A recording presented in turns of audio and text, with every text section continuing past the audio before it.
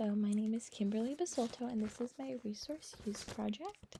So this is the weekly schedule that I followed throughout this week. So Monday, Wednesday, and Friday, I chose to do the leaving the car at home portion.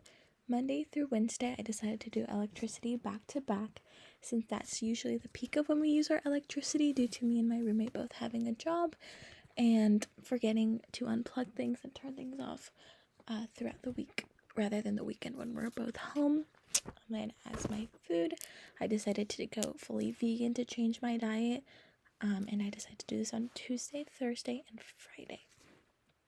Now, for the leaving the car at home portion, definitely was hard doing this throughout the week since that tends to be when I'm out and about the most.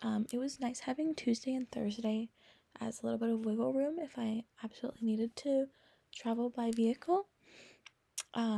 Another key takeaway that I remember throughout this project about the car portion was that I had to allot more time to go places. Instead of having 30 minutes to go somewhere, I had to now have about an hour or so to go somewhere.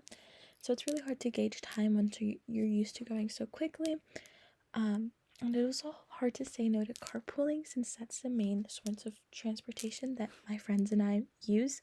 Due to all of us just wanting to go together somewhere, and it is a lot better than all going in individual cars, but it's still not the best. So I did suggest multiple times whenever I was with my roommate or anything, we would go downtown, and instead of going by car, we would just walk since it was only like a 25-minute walk.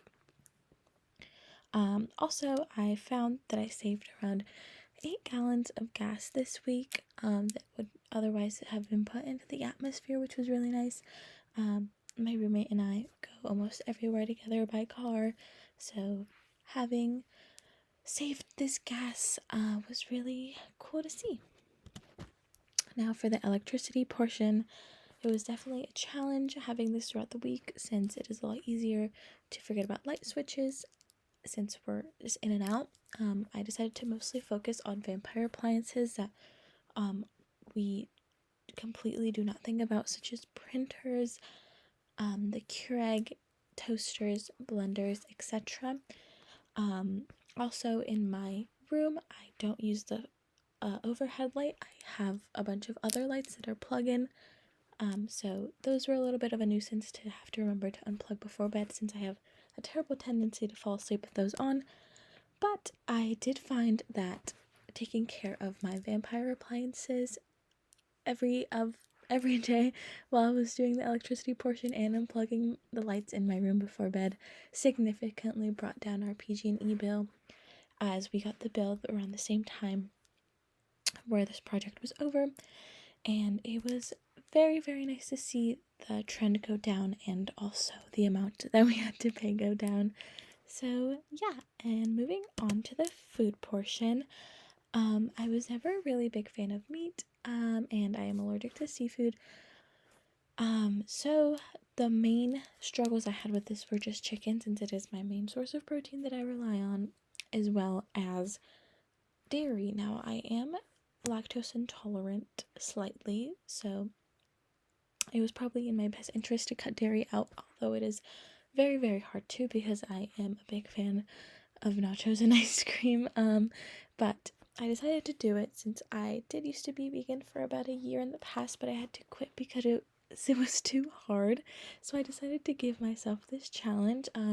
Tuesday and Thursday were pretty easy, since it is when I'm at home most and can cook easier.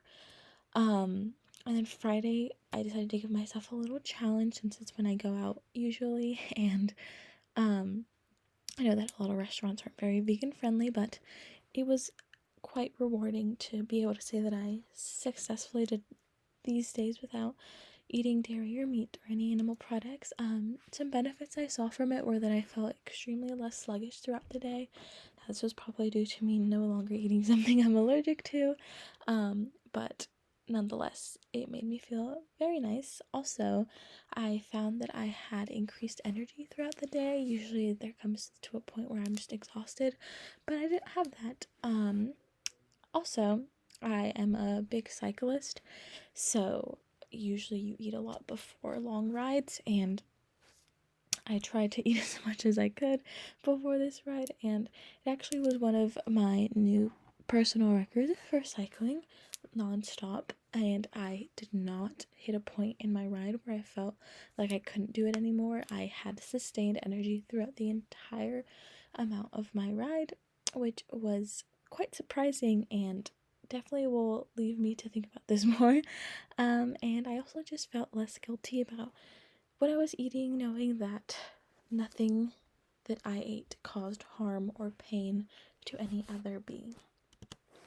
In conclusion, I decided to travel less by car when the weather permits. As I mentioned before, I am a huge fan of cycling, so I don't know why I wasn't doing this before. It's just me being lazy, I guess. But as long as it doesn't rain or is extremely hot or windy, I guess the wind doesn't really pertain to this, but overall, if the weather permits, I would love to use my bike more or walk.